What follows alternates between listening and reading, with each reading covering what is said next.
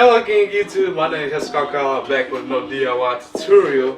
Today what we're going to be making is a soft light. Now this only really cost me around $5 to make. The lamp might vary, depends on where your location and stuff. But this is what we're going to do. First thing you're going to need is this black cardboard or anything like strong, like poster would do, but make sure you get something strong. Then you need also a light bulb for the lamp that's bright enough, some aluminum foil, and some wax paper.